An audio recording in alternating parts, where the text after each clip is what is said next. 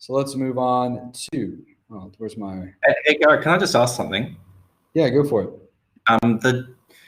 I've just had a look at the other challenges after lunch, and they can't be marked. Is there something wrong in Ed? They can't be marked. The joke, area, rectangle, and distance. I'll check that out here in a second. Okay. I'll check it out here in a second when we get to there. Before lunch, I'll check it out. All right, cool. So moving on.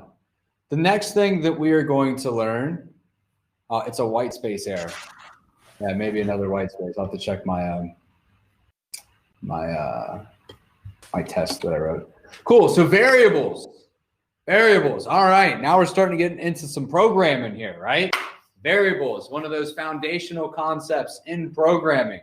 So a variable is literally nothing more than a name for something. Okay?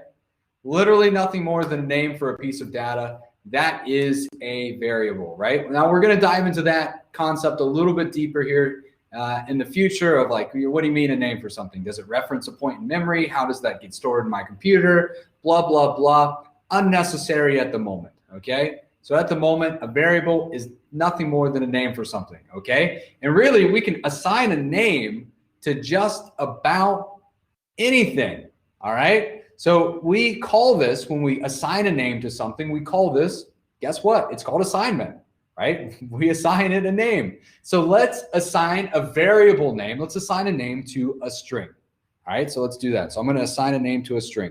So I have a string here.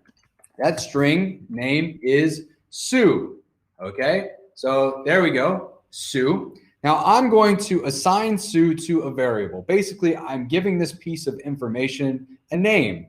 And the way that we do that in Python is we give it a name and we say equal to whatever that piece of data is going to be, okay? So person is equal to Sue. So we've just created what is known as a variable in Python. Once again, it's just a named piece of information, a named piece of data. So person at the moment is the name for the string Sue, if that makes any sense. It references the name Sue. Person is a reference to that string of Sue, meaning what we can do is we can print using the name of the variable. Notice I don't have any double quotes.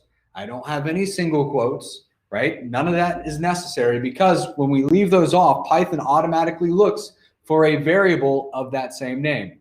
So basically what's happening here is Python is going, and let's just run it to make sure it works before I explain it any further. So let me just run it here, make sure it all works.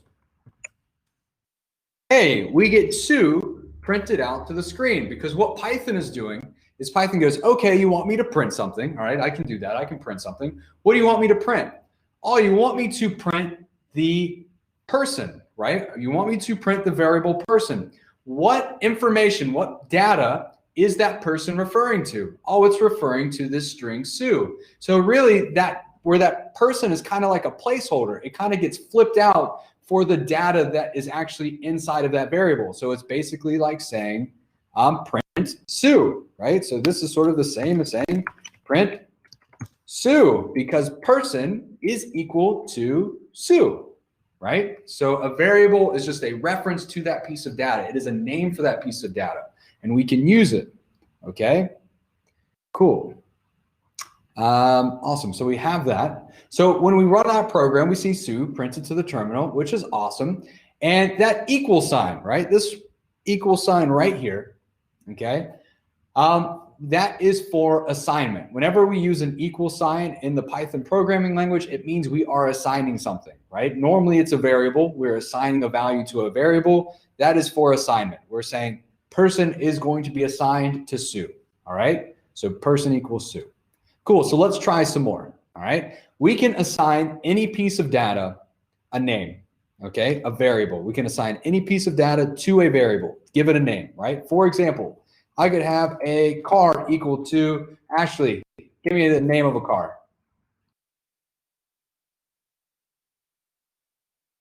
Name of a car. A Toyota. A Toyota. Beautiful. James, give me the height of something. What's the height? Give me a number, a whole number. 120. 120. Let's give it a width as well. Ashley, give me a float. Give me any float. 6.05. 0.05. Cool. All right. There we go. All right. Getting interesting. Sweet. So now, once again, all of these pieces of data have been assigned a name. They've been assigned to a variable. So I can use that name. I can use that variable instead of using the actual piece of data. So I can say print car, print height, whoops, print width. Okay. This is what I'm allowed to do. And now if I run this, I get Toyota 120, 6.05, right? Because those names, those variables are referencing those pieces of information that they've been assigned, okay? It's very, very cool. This is so cool, right? So what if we want to use a couple of words in our variable name? Because right now, we've just kind of been, one name for our variable, car, height, width. What if we want to make our variable name, more descriptive, right? So in Python, it is best practice or convention. Those two are kind of interchangeable, best practice or convention, to use an underscore to separate different words. For example, if I wanted to say something like, his name is equal to Bob, her name is equal to Mary, maybe how much fuel's left in my car. The fuel left in my car is 2 liters. Right? So whenever I need to use multiple words in my name, the convention in Python is using an underscore. And Ashley, do you know what that's called when we use an underscore in a naming convention? No. Let me ask you this. What is the symbol in Python? What's the symbol? It's like what animal is it? Snake. Snake? Yes. This is actually referred to as snake case. So it's snake case, I think, because it's like like a snake, right? So this is called snake case. So we use snake case in our naming convention. And just like any other thing, if I wanted to print, say, her name, I would still type out that name exactly. Her underscore name references her underscore name. And James, what do you think is going to get outputted to my terminal? Mary? James is thinking Mary. And Mary is correct. Cool. Now, I said exactly, right? So what do you think would happen if I said like her name with a capital? Ashley, what do you think is going to happen? Do you think we're going to get married? Actually, you tell me what's going to happen. What do you think is going to happen if I run the program now? It will throw an error telling you the variable's not defined. Oh, man. All right. In-depth answer. I like it. So if we believe in Ashley's answer, say yes, it's going to throw an error. If we don't think it's going to throw an error, but no. Do I have to answer the poll? Sure. If you put no, I'll be upset. Okay, cool. So here we go. You got a lot of yeses, got a couple of no's here. Let's see what happens. Oh, error, just like Ashley said. All right, and remember, the way to becoming the world's greatest programmer is being able to read your error messages and know exactly what happened. So let's read this error message. It says in your file, day14.py, so inside of that file, on line 6, check it out, on line 6, print her. When I tried to run that line of code, I got this error, name error. Name, capital, her name, capital H, is not defined, meaning that variable name does not exist, okay? So this error is telling us we made a mistake. We accidentally did not use the variable name that I thought I was going to use. For brand new programmers, this is like 75% of your errors, okay? This is so many, like everyone always misspells their variable name. Like they're just flying real quick, blah, blah, blah, boom, boom, boom, boom, boom, boom, boom, run, broke. Why is my program broke? You misspelled your variable name, right? You forgot something. So understanding that error is very important. Okay, cool. Good one. You even knew what error was going to come up. Nice. So there we go. Undefined variable. And if we try to do any variable that's not defined. James, do we have a variable named any variable defined somewhere? Nope. No, we No don't. variable. Any variable is not defined, right? So if you are using a name of a variable and it has not been assigned something, it will not be defined. You will get an error in Python. Cool. Sweet. Now, does anyone have any questions so far about that before I continue on? About snake case. There are different kind of cases out there. There's camel case, kebab case. Kebab case always cracks me up. Snake case. There's skewer case, which I think is the same as kebab case. I'm not sure. I got to look that one up again. But anyway, we use snake case. What's the one that we've been using for like HTML, where it's just you using hyphens to connect the words instead of underscores? That's the skewer. Skewer, right? Yeah, cool. It's on the skewer, right? Yeah. So when a name, that's skewer case, right? Because it's on the skewer, right? Camel case looks like this.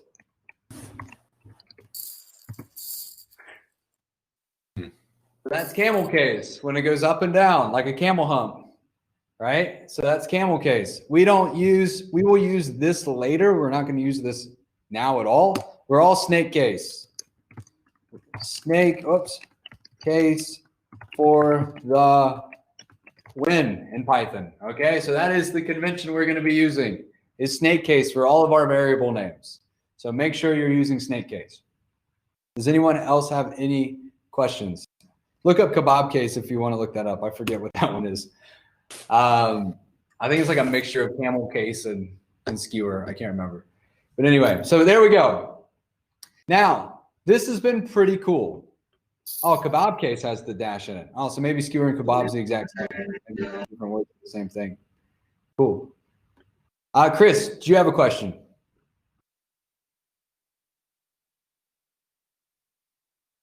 Chris, did you have a question? No, I know. My internet dropped out, so I had to come back in. So I actually missed some of that. Okay, cool. Yeah. All right, so what's also pretty cool is we've been assigning data types, right? We've been assigning data types to a variable, but we can also assign an expression. Remember, things like this is called an expression, okay? This is an expression. We have an operator in it, and we have an expression. So we can actually assign expressions to variables. So I can say like answer is going to be equal 4 times 3. All right, so the answer equals 4 times 3. And I'm going to print answer, Ashley. Actually, no, it was James. James, what do you think is going to be outputted to my screen? 12. 12, he's thinking 12. Here we go. It is, it's 12. Awesome. Cool. So we can assign expressions into variables as well. All right. Pretty cool. So how does this work? Right. So basically what happens is when we created this assignment, while this assignment was being created, this expression was evaluated. The expression was evaluated during assignment. So really what happened is we did that. That's what, or not, sorry, not 21, 12. So that's what happened, right? So as this assignment's happening, everything to the right of that equals, everything right to that equal sign, that assignment operator gets evaluated. It runs, that code runs. And the answer to that equation, the answer to that expression is stored into the variable on the left, the name on the left, okay? So it's not like 4 times 3 is just kind of chilling out there and it only ever runs whenever we print answer. Like that's not what happens, okay? What happens is during assignment, everything on the right of the equal sign is evaluated. Everything runs, answers are derived, and then that is the thing that is assigned to the variable on the left, okay? Does that make sense to everyone? Any questions about that? Yeah, cool. Cool. Yes. Let me just make sure Mark's typing. Yeah, that is super important to know, Mark. That is super important to know. And that's going to be made really clear why that's important to know when we get into functions next week. Okay? So knowing that the thing on the right of the equal sign is evaluated at time of assignment, very important to know. All right? So that is evaluated on line 1. That evaluation occurs. Okay? So 4 times 3 happens on line 1, and the answer 12 is stored into the variable on line 1. Okay? So on line 4, when we say print answer, we're not saying print 4 times 3. We're only saying print 12. Okay? Because 4 times 3 is already ran on line 1. Does that make sense? Is everyone cool with that? All right. More practice we get, the better. Okay, cool. So, how cool is this, right? This is very cool. I think this is awesome, right? But what happens? What happens if we use the same variable name? Actually, you know what? Let me just check out what the creation is.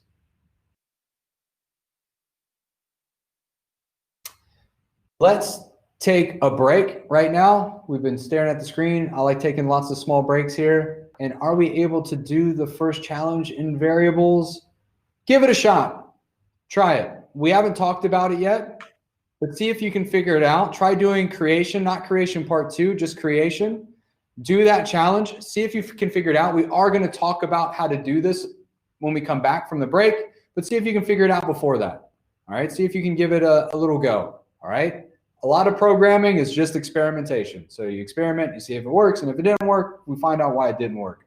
So go for it. You have creation, not part 2, just the creation 1. And we'll take a break. We will be back. Let's do a little bit longer break this time. Let's go 11:10. I'll see you guys back here at 11:10. Thank you, James and Ashley. Thank you. Garrett.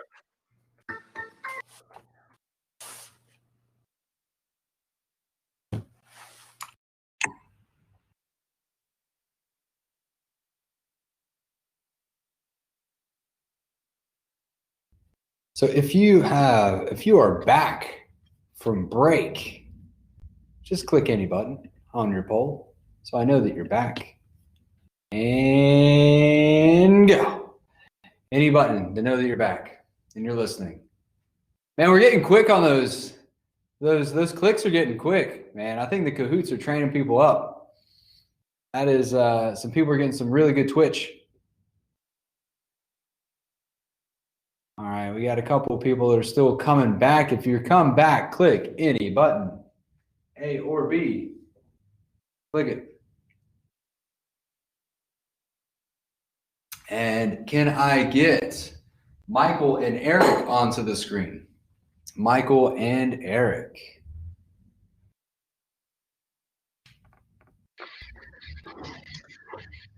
Harry, what's up, man?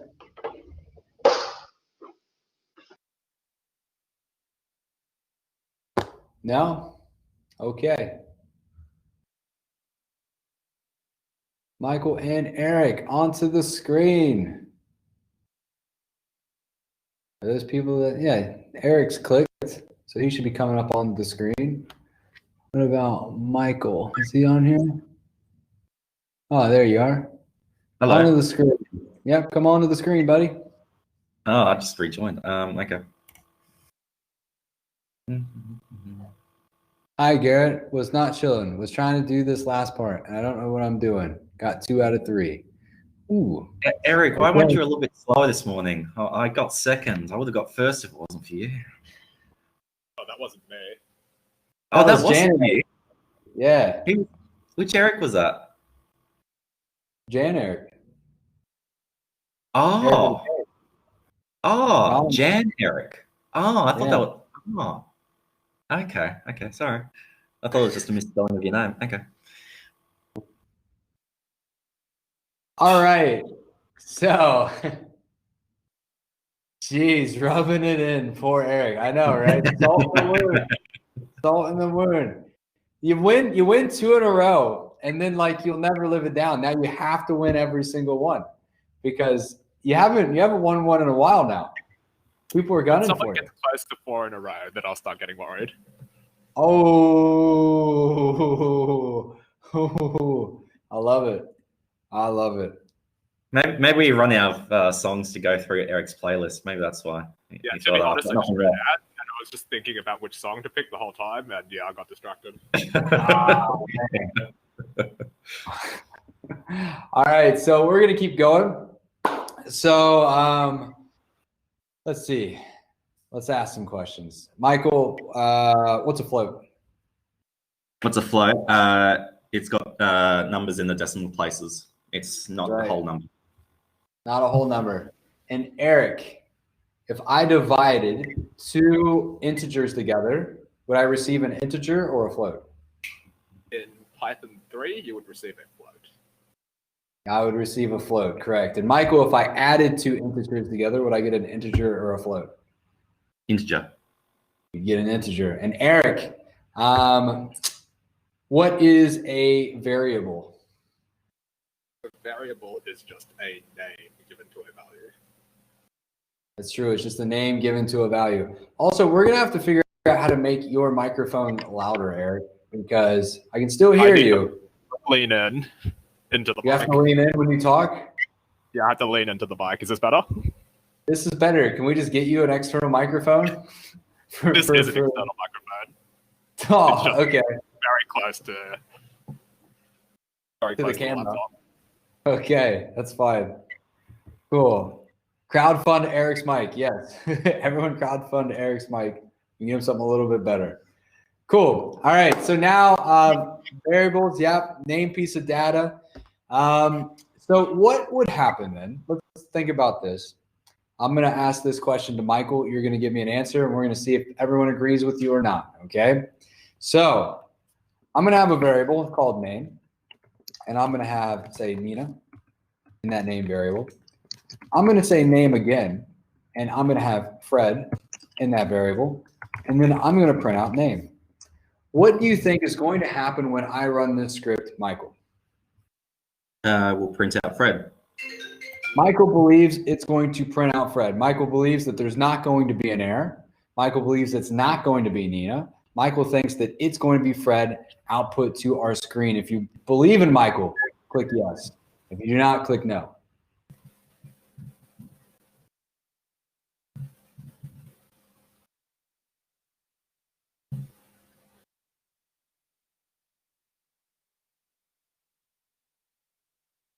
Okay.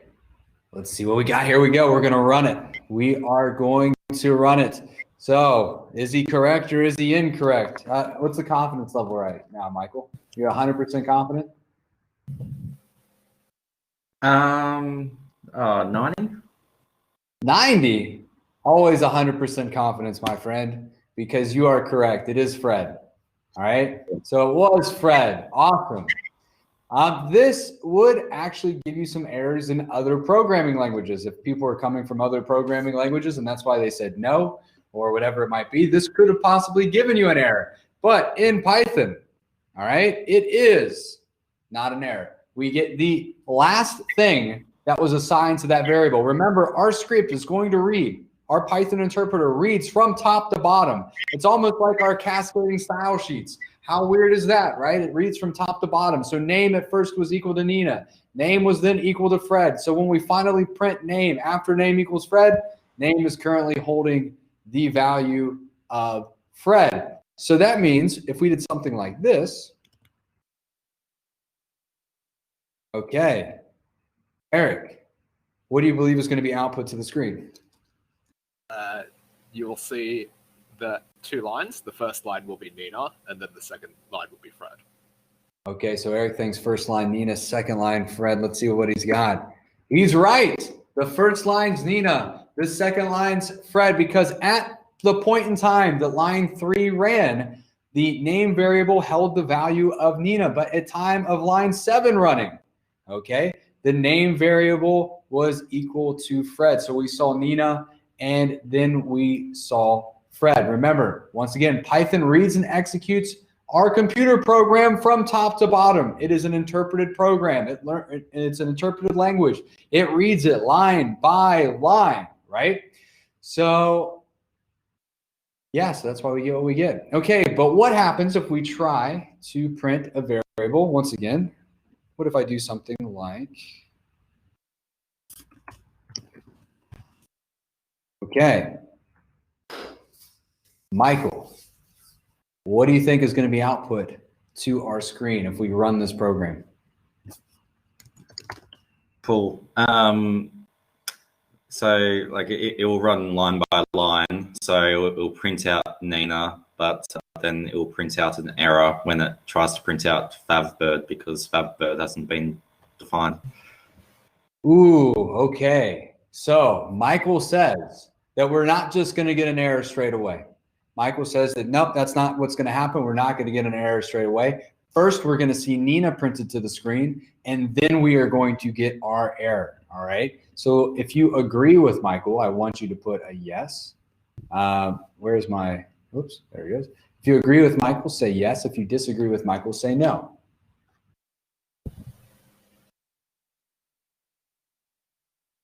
Oh, I think from your first correct answer, Michael, you built up a lot of confidence. All right, there's a lot of confidence in you now because the first one was correct. So we got a lot of people agreeing here with Michael. We got a couple that didn't. So let's see what it actually does. So we come back down here. We are going to run our program. And Michael was correct. We saw Nina first. So Nina got printed to the screen.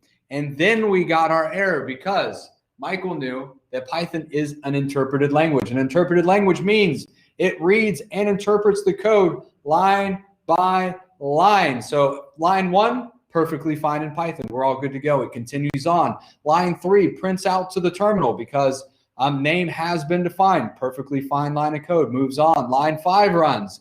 Name is reassigned a value of Fred. Perfectly fine. Continues on. Line 7 hits. Favorite bird. That variable doesn't exist. Error. Our code stops running at that point. Our code runs no more. What do you mean our code runs no more? Well, let's switch this up. What if I said favorite bird, and then I said name? I've switched the two, okay? So Eric, what do you believe is going to get printed to the screen? I believe we'll just get the error regarding favbird not being defined, and we won't. Cool. Eric says just favorite bird. Fred will not get printed to the screen on line 7. Do we agree with Eric? Yes or no? Is it just going to be the error, or are we going to see Fred as well? If you think Fred's going to come up on the screen as well, put a no.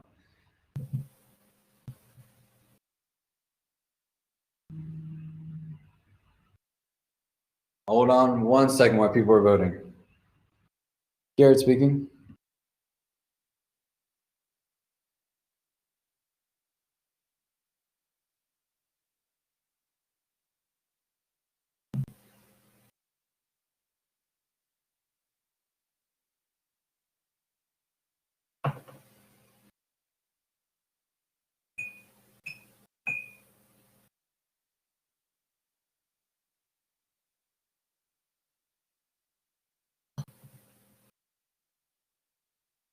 All right, cool. Sorry I had to pick that up. That was my boss.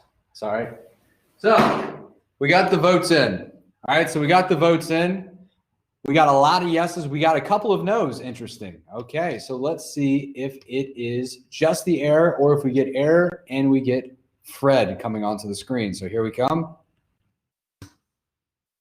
There's the error, but there's no Fred. Okay, so as soon as Python runs into an error, it stops. It's done. Okay, as soon as we have an uncaught error in Python, we're going to talk about catching errors later, how we can actually catch those errors so our program continues to run. But if we have an uncaught error, which is what we have right now, Python stops. Okay, so as soon as we encounter the error on line 3, the rest of the program did not run. Cool? So there we go. Now, Habiba asked a question. Is this the way we change the value of a variable? And yes, Habiba, it is the way that we change the value of a variable. So if we had a variable of a equal to 1, and I wanted to change that value of a, so I'm going to print out a to be 2, That's all we have to do is we just change the value, the data that A is holding, okay? So if we run this now, we see 1 and then we see 2, okay? Pretty cool, pretty cool. And if we run into an error, our program stops running. But until we run into an error, our program will continue to run line by line. Does anyone have any questions about that? Does anyone have any questions about giving a variable a new name or our program stopping when we hit an error? Eric, are you all good? Make sense? Cool. Anyone in the chat? Michael's good. Anyone in the chat? I'll give you, if I don't see anyone typing, I'll keep going.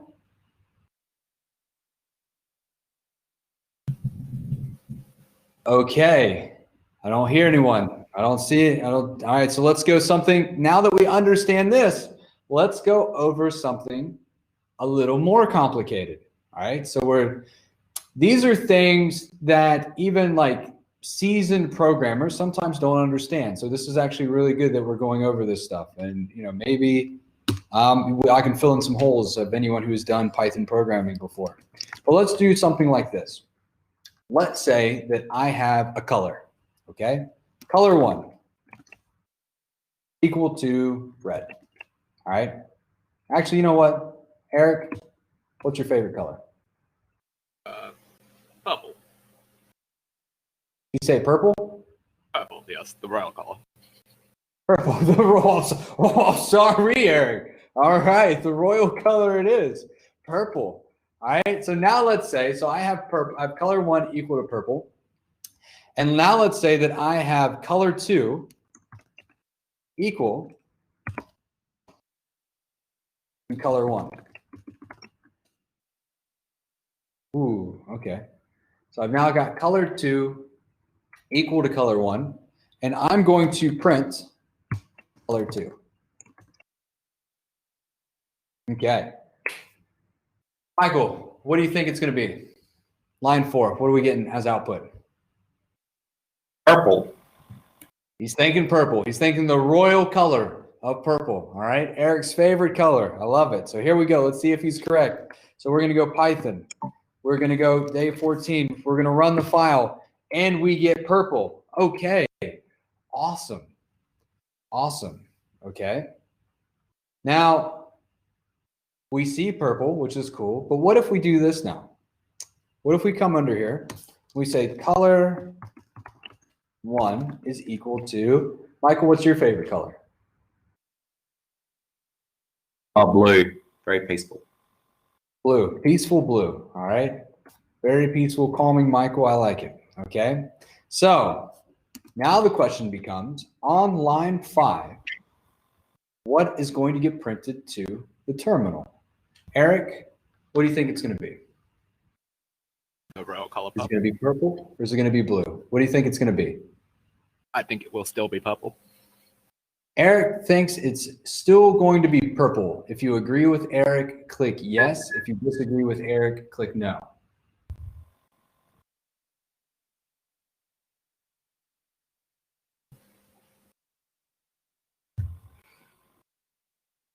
All right. Ooh, there's not as much faith in you this time, Eric. There's not as much faith, all right? Before you were doing good. All right, let's see if we should believe in Eric. All right, so here we go. Eric, actually, before I run this program, before I actually click the run on here, why do you say purple? Tell me your reasoning in your mind why you believe line 5 is going to print purple to the screen. Okay, so step by step, what I see is happening is we assign purple to color 1. Then we assign color 2 to whatever the value of color 1 is, which is purple. Then we assign the value of color 1 to blue. Note that we have not touched the value of color 2. So I would assume that color 2 remains purple, despite the fact that color 1 is changed. I like it. So let's see what we got. Eric is correct. Okay, awesome. And his reasoning, was 100% correct. Okay, so color 1 was purple. line 2 ran and assigned color 2 to the value of purple. Okay, so color 2 is now purple. And then line 3 runs and changes the value of color 1. Now, you might say, but color 2 is equal to color 1, right? So you're going, hey, color 2 is equal to color 1. Why in the world is color 2 not equal to color 1 anymore? Because remember, I said that whenever the expression happens on the right-hand side of that equal sign, at that moment in time, it is evaluated, right? At that moment in time, it was evaluated. It's not going back in time, not doing any of that. At that moment in time, it was evaluated. So line 2, color 2 is equal to purple because color 1 is evaluated to be purple, right? So color 1 at that moment in time was purple. It was evaluated to purple. Color 2 is now equal to that piece of data. So even though color 1 is changing to be blue, color 2 has not been modified in any way. It's still purple because that's what it was on line 2. So we get purple coming out here on the screen. I know that gets a little bit confusing, okay? It's very confusing to the new programmer as well, all right? But that's what happened. Our program doesn't go like restart again. It's reading from top to bottom, okay? Pretty cool. Very, very cool. So we have that. All right, last but not least, what do you think? Okay, that goes. Yeah, so yeah, we just talked about it. Awesome. The last thing that we need to talk about is doing sort of evaluations or expressions with variables, okay? So let's say that we had a variable and Eric, give me a number. 8. 8. Michael, give me a number. 7.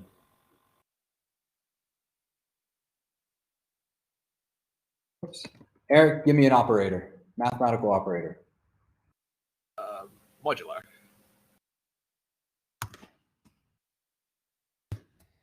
Cool. So, Michael, what do you believe the answer is going to be? Michael believes it's going to be 1. Okay. So I think Michael is correct as well. So we're just going to run it and we're going to see if it is 1. And it is. Cool. So we can do expressions with variables as well, because whenever that expression is ran, we are just flipping out that variable with the actual piece of data that is inside of it, right? That it is referencing. So really what we are doing here is we are just printing 8 or modulus, sorry. Yeah, we're printing the evaluation of the expression 8 modulus 7, right? Because X is holding 8 at that moment and Y is holding 7. So that is why we were able to do this. Awesome, right? Very cool. So now what I want you guys to do is I want you to do the creation part 2 in variables, right? So do the creation part 2 in your lesson for that that challenge. So make sure you do 1, make sure you do 2. All right, so creation and creation part 2.